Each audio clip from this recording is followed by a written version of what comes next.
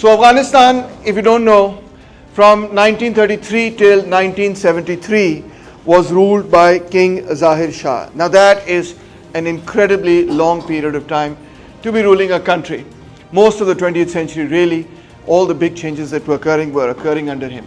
In 1973, King Zahir Shah was overthrown by his cousin Daud Khan, who established a republic. So the monarchy of Afghanistan came to an end, and for the first time a constitutional republic was created. However, Daud Khan increased political repression at that time, especially against the left. The left was organized in a party called the People's Democratic Party of Afghanistan, which was the Communist Party, actually, of Afghanistan, and it started becoming more and more popular. Afghanistan had a long relationship with the Soviet Union. The Soviet Union had built up much of its infrastructure and so on as well. So Daud's repression of the PDPA sparked the Saur Revolution of 1978. The military took over and it was led by the PDPA. It supported the PDPA and vice versa. And this also had the backing of the Soviet Union on 27th April 1978. Daud and his family were killed, and PDPA's Nur Muhammad Taraqi became the president and said that we are going to now start constructing a socialist society. There are just two countries in the world where the communists actually took over. One is Yemen and the other is Afghanistan. They began with certain key reforms. One of the big things that they were looking at was land reforms and how to change the landed structure. They said, we're going to change feudalism, we're going to reduce feudal exploitation and improve the conditions of the peasants. Of course, there weren't very many workers in Afghanistan because Afghanistan at this time is not really an industrialized society. So land was redistributed from large land owners to peasants. There was a big land reform. And they also abolished debts, etc., which were burdensome to the peasants, etc. They intended to weaken feudal landlords and tribal leaders in rural areas. Of course, there was a big revolt against them. There were also many significant changes with respect to women's rights and education. For example, they banned forced marriages and also raised the minimum age for marriage. At that time, this was considered to be, for Afghan society, pretty radical, etc. They encouraged education and employment opportunities for women, and women are allowed to pursue careers in government and in education and so on, and this had a very huge cultural impact.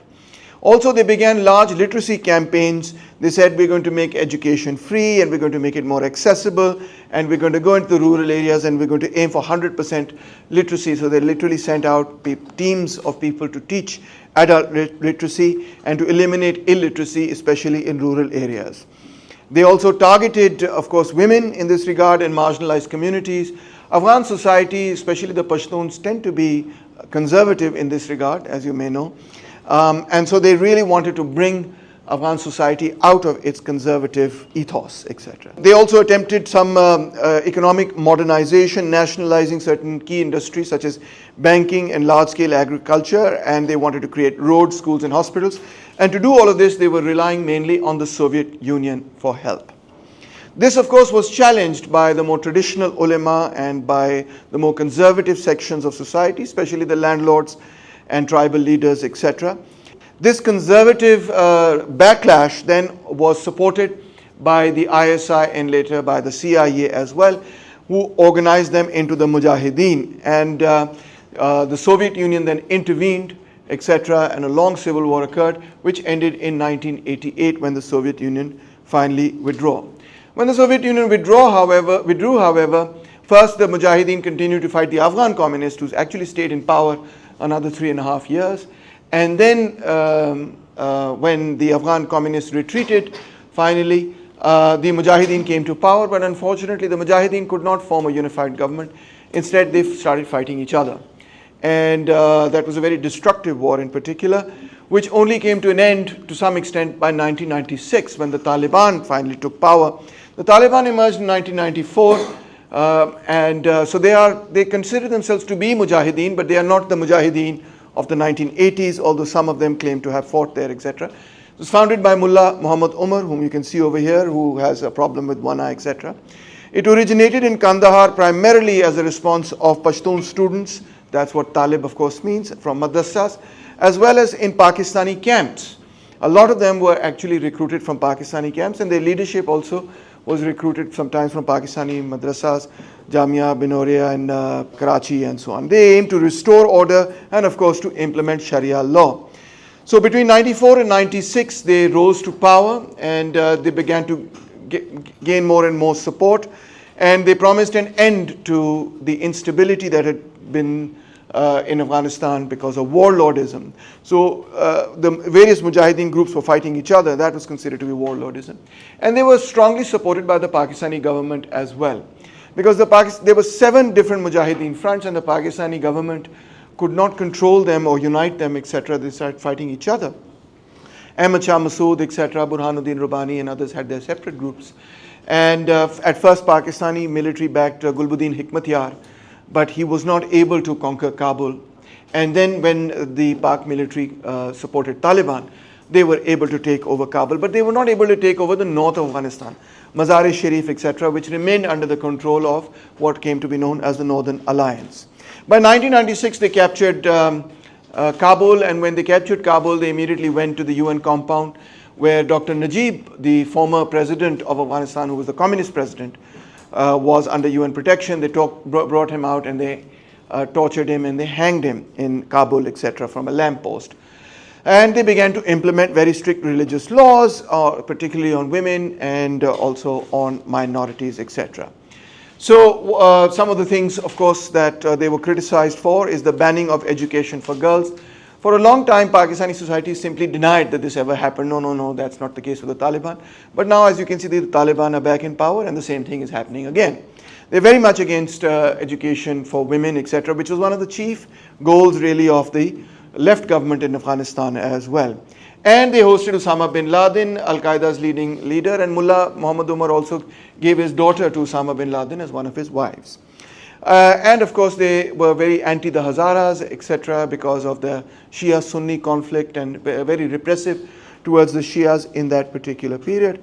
And they were very much internationally isolated, as they are today. There were only 3 countries, really, that recognized that Taliban government, one of which was Pakistan, the other was Saudi Arabia, I think the third was Qatar. So in 2001, because they were harboring Osama bin Laden, whom we will just discuss briefly, the US invaded Afghanistan. First, they just bombed it.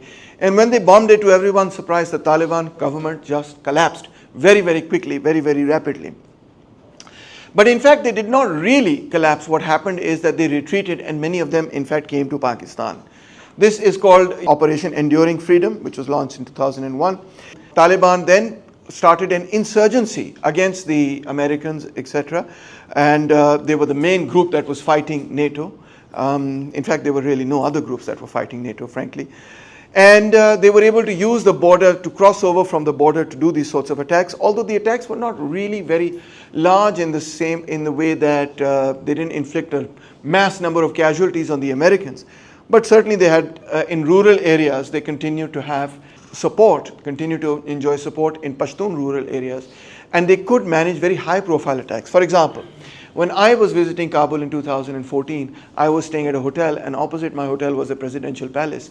And from my hotel balcony window, I saw, well, I didn't really see, but I mean later I saw, that there was an attack on the presidential palace, a suicide bomber, etc. And I didn't see the attack itself. I don't know, I didn't miss that, but later on I came outside, I was like, what's going on? And so they continued to gain power, and finally the United States of America entered into peace talks with them in 2020, and decided then to withdraw from Afghanistan in 2021. And the Taliban quickly re-established its control over Afghanistan, this time not just over Kabul and over the Pashtun areas, but now this time actually over all of Afghanistan, which was not the case in 96, from 96 to 2001. So that was a very big change in my view. But there is no country in the world, even today, that recognizes the Taliban. Even the Pakistan have stayed away from recognizing Taliban. If you did the reading, you will notice, in fact, that in the reading, you can see that their antipathy, their antagonism to both female education, schools, and NGOs is very, very apparent. They consider them all to be things that they will not support. Even if an NGO builds a school, they said, no, we're going to destroy that. The government builds a school, they say, we're going to destroy that. If the government builds a road or a hospital or anything, they said, or the Americans build that, they said, we don't want these things, because really their purpose is to spy on us. And so we don't want any of this infrastructure, and so we will attack it. which explains why the Tehreek-e-Taliban Pakistan also went about attacking Pakistani schools. Many people still think that that's something that never happened, etc. Various conspiracy theories exist about it, but it is true actually that the TTP are very much opposed to the idea, especially that women and girls should be educated beyond class 3. They say no, these kinds of schools are causes for westernization and they should be opposed. So to conclude then, the Taliban regime remains highly controversial because of many laws that they are implementing and continue to implement, which are considered to be anti-democratic and anti-human rights, etc. They're very much internationally isolated, and the economic situation in Afghanistan is also quite poor. There's an uncertain future about where Afghanistan is heading, whether it's going to be recognized by the international community or not. I know that many people on Twitter will tell you, oh, things are going great in Afghanistan, but it's not the case. In fact, if you read UN reports and other things, you will find there is a food crisis there. There is no real system of taxation. Hence, without having a system of taxation, they cannot have any system of policing or bureaucracy or any of those things. Pretty much, we have gone back in Afghanistan to a situation where a militia runs the country rather than a proper organized state.